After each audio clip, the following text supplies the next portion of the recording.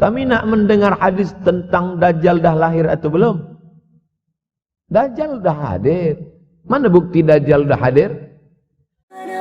Rabbana ya Rabbana, Rabbana ya Rabbana, Rabbana ya Rabbana, Rabbana ya Rabbana, Rabbana ya Rabbana.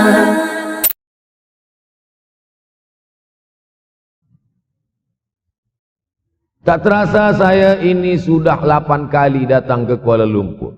Awal-awal sekali 2014, 2015, 16, 17, 18, 19, 20. Sudah kali yang ke-7. Saya datang setahun sekali saja setiap bulan Februari. Bulan Februari datang. Rupanya dah yang ke-7 kali. Bulan Februari. Ini saya bagi tahu supaya kita semua faham. Saya datang bulan Februari, supaya tak datang balik, datang balik, datang balik, datang balik. Sekali datang dari tarikh 2 hingga 9. Pusing, pusing, pusing, pusing, balik. Rupanya sudah kali ke-7, ke-8 kali datang menyampaikan tazkirah. Tak terasa. Dulu saya datang kemari belajar di UKM tahun 2003. Sekarang sudah 2020. 17 tahun. Tak terasa. Ya taqarabuz zaman. Tanda-tanda kiamat, fitnah, akhir zaman sudah dekat adalah yataqarabuz zaman, kata Nabi SAW. Waktu tak terasa. Tak terasa. Tak terasa dah engkau dah datang. Tak terasa waktu begitu cepat engkau sudah datang saja nak menagih hutang. Orang berhutang ni pun rupanya tak terasa juga orang datang. Yang memberi pinjaman pula terasa lama betul. Apakah beza antara 5 minit dulu dengan 5 minit sekarang? Sama. Apakah beza antara 24 hours, 24 jam dulu dengan 24 jam zaman Nabi dengan 24 jam zaman sekarang? Sama. Tak ada beza. Mataharinya sama, bulannya sama, buminya sama. Yang berkeliling mengelilingi matahari sama. Apa yang membuat berbeza? Apa yang membuat zaman itu ya taqarabuz zaman? Ada hal-hal yang membuat kita sibuk. Dulu tak ada google.com. Dulu tak ada Facebook, dulu tak ada Twitter, dulu tak ada BBM, dulu tak ada Instagram. Sekarang waktu habis. Bila kita tanya orang mana yang lebih lama, 5 minit atau 50 minit, semuanya sepakat mengatakan 50 menit lama, 5 menit kejap. Saya tanya 2 kali, pelajar-pelajar, penuntut-penuntut, mana yang lebih lama, 5 menit atau 50 menit? Semuanya berkata 50 menit lebih lama daripada 5 menit. Lepas tu saya balik. Mana yang lebih lama? 5 menit menunggu azan maghrib bulan puasa, 50 menit status FB, Instagram. Oh, lebih lama 5 menit menunggu azan maghrib. 5 menit menunggu azan maghrib bulan puasa macam-macam mati jam. 50 menit hilang waktu tak terasa. Itu menunjukkan hadis Nabi itu. Semakin saya baca hadis Nabi, makin kuat keyakinan saya, makin kuat iman saya, makin hilang keraguan saya bahwa yang berbicara ini bukan manusia biasa, tapi dia dapat wahyu dari Allah. Wa ma yantiqu 'anil hawa in huwa illa wahyun yuha, melainkan wahyu dari Allah Subhanahu wa taala. Yataqarabuz zaman. Masa begitu cepat berlalu tak terasa. Sebulan seperti sepekan, sepekan seperti sehari, sehari seperti sesaat. Akhirnya kita pun kehilangan waktu, habis. Saya Ustaz Abdul Samad, memang zaman ni tak terasa cepat betul. Rasa-rasa kejap-kejap dah bulan Ramadan. Tak terasa baru saja Idul Fitri dah masuk pula lagi. Masya Allah, begitu cepatnya masa berlalu. Maka jangan sampai kita, semakin saya baca hadis ni semakin kuat keyakinan saya bahwa Nabi Muhammad sallallahu alaihi wasallam mendapat wahyu dari Allah Subhanahu wa taala, semakin kuat keyakinan dan keimanan. Kenapa? Seandainya Nabi berkata zaman nanti di akhir zaman itu semakin cepat, semakin dekat, semakin berlalu tak terasa. Tapi kemudian zaman yang kita lalui tak sama seperti yang dikatakan Nabi. Mungkin datang juga keraguan dalam hati, betulkah ini? Tapi ternyata 1441 tahun lampau, 1440 tahun yang lalu Nabi mengatakan, dan hari ini terbukti zaman begitu cepat berlalu. Masya Allah, tabarakallah. Hari inilah ditemukan internet, hari ini datang television, hari ini datang WhatsApp, Hari ini datang yang melalaikan kita daripada Allah Subhanahu wa taala. Sehingga waktu datang sembang-sembang, cerita-cerita, tengok ini, update ini, tulis ini, tengok ini, pandang ini. Habis waktu berlalu. Padahal waktu inilah yang akan ditanya oleh Allah Subhanahu wa taala. 6 kali Allah bersumpah demi waktu. Terbit fajar. Wal fajri wa layalin nashr. Masuk waktu subuh. Was subhi idza tanaffas. Masuk waktu duha. Wad duha wal laili idza saja. Masuk waktu siang. Wan nahari idza tajalla. Masuk waktu asar. Wal asri innal insana lafi khusr. Masuk waktu malam. 2 kali Allah bersumpah demi waktu malam. Wal laili idza saja. Wal laili idza yaghsha. Kenapa hadis ini yang Ustaz bahaskan? Kami nak mendengar hadis tentang Dajjal dah lahir atau belum? Dajjal dah hadir. Mana bukti Dajjal dah hadir? Kurma bisan tidak lagi berbuah. Bila kurma bisan tidak berbuah, Dajjal dah nak datang. Kurma bisan sekarang sudah berkurang, tak berbuah. Lalu kemudian apa lagi? Ain Zuhar, mata air dari Ain Zuhar sudah kering. Sudah kering. Oleh sebab itu, tapi manakala dulu datang Habib Umar bin Hafiz, saya hadir majelis itu, adalah seorang bertanya, Habib, ya, Imam Mahdi dah lahir atau belum? Saya tengok, Habib menjawab, sepertinya dia macam tak suka pertanyaan. Kata dia, kita tak perlu mencari-cari dia dah lahir atau belum, kampung dia di mana, dia lahir di hospital mana, dia tak perlu. Yang perlu kita siapkan adalah iman dan takwa pengetahuan kita, supaya kita jangan sampai terkecoh, supaya kita boleh membezakan mana hak, mana batil, mana betul, mana salah, mana lurus, mana bengkok, mana hitam, mana putih. Sehingga dengan istiqomahnya kita beribadah ini, kita boleh membezakan mana Al-Masih yang original, yang asli, mana Al-Masih Ad-Dajjal. Makanya tadi sebelum salam kita berkata, Allahumma inni a'udzubika min azabi jahannam, wa min azabil qabri, wa min fitnatil mahya wal mamat, wa min syarri fitnatil masihid Dajjal. Membaca, menghafaz 10 ayat di awal surah Al-Kahfi. Siapa yang menghafaz 10 awal ayat, hadis lain mengatakan 10 akhir, 10 awal 10 akhir, elok dua-duanya. Tapi Masya Allah, tabarakallah, anak-anak kita yang pakai jubah, pakai sorban putih ini, daripada tahfiz Quran, mereka tidak hanya menghafaz 10 awal 10 ujung, dari awal sampai ujung dia hafaz, 30 juzuk dia hafaz. Mudah-mudahan anak-anak kita penghafaz Al-Quran. Allahumma ja'al abna'ana wa banatina min huffazil Quran wal hafizat. Jadikan anak-anak kami menjadi para penghafaz Al-Quran, ya Allah, supaya selamat dia daripada fitnah Al-Masih Ad-Dajjal. Tapi saya pilihkan hadis tentang yang 5 ini. Dengan 5 ini kalau kita amalkan, insyaAllah Allah akan selamatkan kita dari fitnah akhir zaman ini. Yang pertama, manfaatkan waktu, kerana waktu di akhir zaman ini yataqarabuz zaman. Kerana waktu semakin dekat tak terasa, hilang, berlalu. Maka isilah waktu ini dengan ibadah, ibadah, ibadah. Jangan sampai ada waktu yang kosong. Duduk sejenak kosong berselawat. Allahumma salli ala sayyidina Muhammad wa ala ali sayyidina Muhammad. Allahumma salli ala sayyidina Muhammad wa ala ali sayyidina Muhammad. Sempat-sempatkan ambil wuduk, solat duha walau 2 rakaat. Sempat-sempatkan sebelum tidur malam solat witir 3 rakaat, supaya tidur kita sentiasa dalam wuduk dan kita sempat solat witir. Andai mati kita malam itu, insyaallah mati dalam keadaan husnul khatimah. Usolli sunnatal witri 3 rakaatin lillahi ta'ala. Nanti malam jaga tidak witir lagi, hanya tahajud saja. Sempat-sempatkan solat tahajud. Elok amat sangat baik solat wuduk 2 rakaat. Usolli sunnatal wuduk rakaatain lillahi ta'ala. Selepas solat wuduk, solat sunat taubat. Solat sunat taubat rakaatain lillahi ta'ala. Selepas solat sunat taubat, solat sunat hajat. Solat sunat al-hajat. Selepas itu barulah solat sunat tahajud 8 rakaat. Nak tambah lagi 10, 12, 14, elok, tak salah, karena dia tiada batasan. Adakah sahabat Nabi yang melakukan ini? Ada. Qatadah bin Nu'man, dari selepas Isya sampai azan subuh. Imam Ahmad bin Ambal, dari selepas Isya sampai azan subuh. Bahkan mereka menghatamkan Al-Quran dalam tahajud mereka. Maka bahkan ada imam yang disebut dengan As-Sajjad, kerana banyak sujud kepada Allah Subhanahu wa ta'ala. Kerana akhir zaman ini godaan begitu besar. Dulu orang tengah malam tahajud, jam 2 malam, jam 3 malam dia bangun. Karena dia membaca hadis sab'atun yudhilluhumullah. Ada 7 golongan yang mendapatkan naungan Allah. Yauma la dhilla illa dhilluh. Hari itu tak ada naungan kecuali naungan Allah. Rajulun, ada seseorang. Zakarallah, dia berzikir mengingat Allah. Khalian, di tengah malam, tak ada manusia. Fafadat ainahu, menetes air mata. Maka yang pertama ini, jangan sampai kita kehilangan waktu.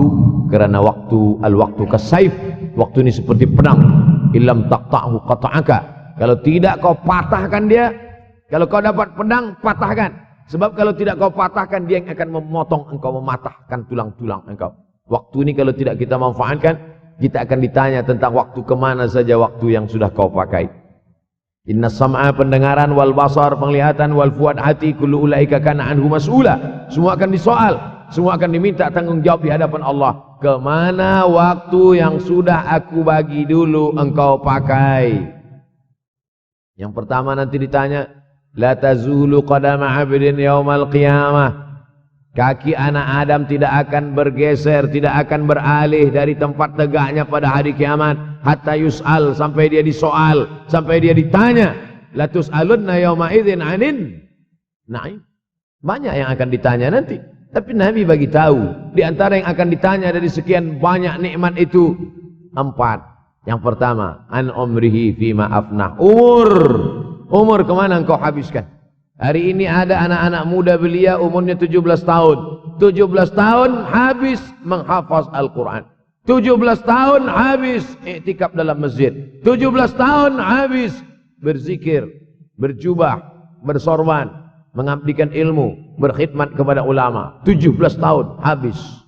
Tapi ada pula yang dibalik, 71 tahun habis. Rumah, office, kopi, rumah, office, kopi, rumah, office, kopi, batuk, mati habis. Apa yang dapat kita bawa menghadap Allah SWT? Yang pertama, yataqarabuz zaman. Yang kedua adalah wa yanqusul ilmu. Ilmu semakin berkurang. Kalau sudah ilmu berkurang, apa yang bertambah? Jahil. Kalau ilmu bertambah, jahil berkurang. Kalau ilmu berkurang, jahil bertambah. Mana ada orang jahil cakapnya didengar orang? Saya dulu awal-awal membaca hadis ini, wa yanqusul ilmu. Ilmu berkurang, jahil bertambah. Rasanya tak mungkin, tak logik, tak masuk akal. Mana ada orang tak berilmu cakap dia didengar? Sekarang baru saya faham. Dulu orang tak berilmu ditinggalkan orang. Sekarang orang tak berilmu, asal dia pandai berbicara, dia akan didengar orang. Bahkan orang jahil pula punya channel. Apa namanya? Jahil.com. Orang jahil punya channel. Banyak pula follower dia daripada follower kita. Banyak pula viewer dia daripada viewer kita. Sebab apa? Sebab yang menyaksikan tiada berilmu, yang berbicara tiada ilmu. Oleh sebab itu maka kita galakkan menuntut ilmu di majlis-majlis ilmu. Untuk apa Abdul Somad sudah berumur 43 tahun pun masih pergi juga lagi ke Sudan belajar? Apa yang nak dicari ini? Tak lain tak bukan, mudah-mudahan kita termasuk orang yang sampai akhir hidupnya mencari ilmu, insyaAllah. Saya datang kemari bukan niat mengajarkan ilmu. Saya datang ke Malaysia tetap niatnya belajar mencari ilmu. Man salaka tariqan, siapa yang melangkahkan kaki melalui suatu jalan, yaltamisu fihi ilman, siapa yang melalui suatu jalan niatnya untuk mencari ilmu, sahalallahu lahu bihi tariqan ilal jannah, dimudahkan Allah jalannya menuju surga. Innallaha la yantazi'ul ilma intiza'an. Innallaha la yanzi'ul ilma intiza'an. Allah kalau mencabut ilmu, bukan macam mencabut pokok kayu dari tanah. La yantazi'ul ilmu intiza'an. Allah tidak mencabut ilmu macam mencabut pokok kayu dari tanah hingga ke akarnya, tidak. Lalu bagaimana ilmu ini dicabut? Biqabdil ulama. Dengan matinya ulama, maka habislah ilmu. Meninggal Imam Syafi'i, berkurang ilmu. Meninggal Imam Nawawi, berkurang ilmu. Meninggal Imam Fulan, berkurang ilmu. Maka yang hadir adalah al-juhala. Yang lebih menakutkan lagi adalah al-juhala bi thawbil ulama. Orang jahil dengan pakaian ulama. Abdul Somad tidak mengatakan dirinya ulama. Saya selalunya membacakan ayat Quran, membacakan hadis Nabi, menyampaikan fatwa ulama. Tak pernah saya berceramah, bertausiah. Menurut saya, siapa saya? Siapa kita? Syafi'i manusia, saya manusia. Syafi'i boleh berfatwa, saya juga boleh berfatwa. Imam Syafi'i berfatwa, Al-Quran 30 juzuk dalam kepala dia. Kita juzuk 30 pun kadang-kadang hilang. Imam Syafi'i balik dari masjid ke rumah, dia tutup telinga. Datang orang bertanya, Syafi'i, ya, kenapa engkau tutup telinga? Sebab bila aku dengar dari masjid ke rumah, semua yang aku dengar masuk tu semua aku ingat. Aku takut dia ingat di dalam, maka aku tutup. Kita, yang saya sampaikan tadi pun tak ingat. Oh, Ustaz mengejek kami, enggak. Jangankan yang mendengarkan, yang bercakap pun tak ingat. Nasib baik datang orang Jepun mengingatkan kita. Nah ini, nama dia Sony. Manusia ini lupa. Oleh sebab itu maka yang kedua, akhir zaman, wa yanqusul ilmu, ilmu makin kurang. Maka bersyukur anak-anak yang dimasukkan ke rumah tahfiz. Kalau ada rumah tahfiz di kampung biasa, kalau ada rumah tahfiz di desa, dusun biasa, tapi ada tahfiz di tengah kota besar Kuala Lumpur, masih ada lagi rumah tahfiz Quran. Siapa yang mewakafkan rumah tahfiz? Siapa yang memberikan beras? Siapa yang memberikan duit? Siapa yang memberikan belanja? Siapa yang mengirimkan ustaz? Masya Allah, tabarakallah. Maka ini semua, mudah-mudahan kita istiqamah semuanya insyaAllah. Supaya apa? Supaya lahirlah anak-anak kita yang alim, berilmu. Karena ini makin banyak orang jahil. Al-taw bi ghairi ilmin, memberikan tazkirah, fatwa tanpa ilmu. Dhalla wa adalla, dhallu wa adallu, sesat, menyesatkan. Kalau setakat sesat saja, ini sudahlah sesat, menyesatkan. Na'udzubillah. Masuk yang ketiga. Yang ketiga adalah wa yanqusul ilmu, setelah habisnya ilmu-ilmu ini semua dicabut oleh Allah Subhanahu wa taala, lalu kemudian setelah ilmu dicabut Allah Subhanahu wa taala, wa yulqas syuh, wa may yuqashuh, sin dengan hak kecil, wa may yuqashuh nafsihi fa ulaika humul muflihun. Siapa yang selamat daripada sifat syuh, itulah orang yang beruntung. Hayya 'alal falah, mari kita menuju keberuntungan, kemenangan. Siapa orang yang menang? Selamat daripada sifat syuh. Ada orang menerjemahkan syuh ini pelit, bakhil. Bakhil ada yang lebih parah daripada bakhil. Syuh. Bakhil ini, bakhil tidak ingin memberikan uangnya untuk orang lain. Itu bakhil. Dia ada uang 10 ringgit. Uang itu hanya dia makan saja. Dia tak mau walaupun setengah sen kepada orang lain. Itu namanya bakhil. Kalau syuh ini, duit dia simpan, duit orang pula dia makan. Nah itu syuh. Jadi lebih parah lagi. Oleh sebab itu kalau sudah ilmu ini dicabut, orang menjadi jahil, maka datang penyakit syuh yang ketiga. Apa itu syuh? Hubbud dunya, hubbul mal, wa tuhibbul mala hubban jamma. Engkau sayang kepada harta, amat sangat sayang. Dia pegang semuanya sampai tak meleleh, tak menetes walaupun satu tetes. Akhirnya mereka inilah pendusta-pendusta agama. Ara'aital ladzi yukadzibu biddin.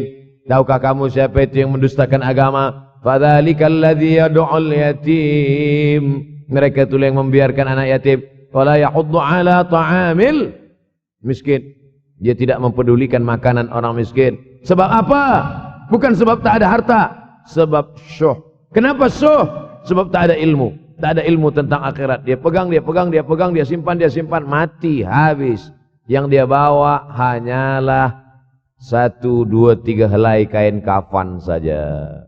Itulah mengapa Sultan Turki, Sultan Muhammad Al-Fatih, Sultan Abdul Hamid. Cuba tengok gambar Sultan Muhammad Al-Fatih, Sultan Abdul Hamid Turki dulu.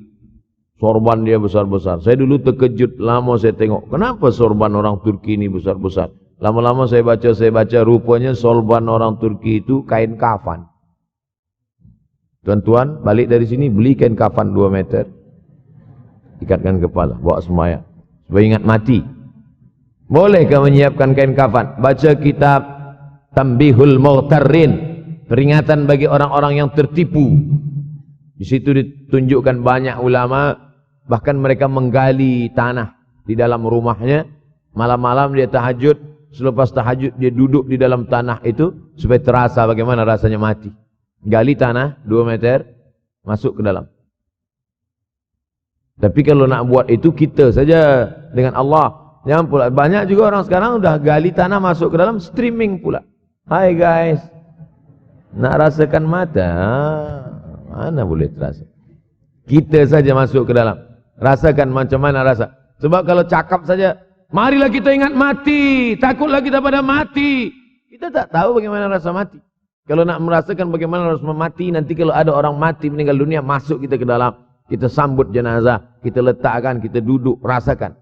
Ketika Fatimah meninggal, Fatimah mak Sayyidina Ali meninggal, Nabi masuk ke liang lahat. Masuk Nabi ke liang lahat. Nabi berdoa di dalam. Ketika Utsman bin Maz'un meninggal, Nabi masuk ke dalam. Nabi pegang jenazah Utsman bin Maz'un. Meleleh air mata Nabi turun ke misai, turun ke janggutnya, turun menetes sampai ke bawah. Merasakan bagaimana rasanya di dalam. Dulu saya pernah berjumpa dengan seorang pemuda, telinga dia pakai anting subang. Lalu kemudian saya tengok banyak tato dia. Saya tanya, macam mana cerita awak bertaubat dulu? Mak saya meninggal, Ustaz Abdul Somad. Lepas tu saya tegak di tepi kubur. Macam mana yang menolak saya dari belakang, masuk saya ke dalam. Masa masuk itulah terasa sejuk di kaki. Datang rasa takut saya. Makanya kalau ada orang yang sudah kita bagi tazkirah, bagi nasihat tak juga, nanti ada orang meninggal, bawa dia agak dekat, senggolkan sikit, jatuh. Gitu caranya supaya kita terasa mati ini, supaya apa? Hilangkan penyakit syuh, cinta harta, takut mati, dan membuat kita menjadi bakhil, pelit. Na'udzubillah. ربنا يا ربنا ربنا يا ربنا ربنا يا ربنا ربنا يا ربنا ربنا يا ربنا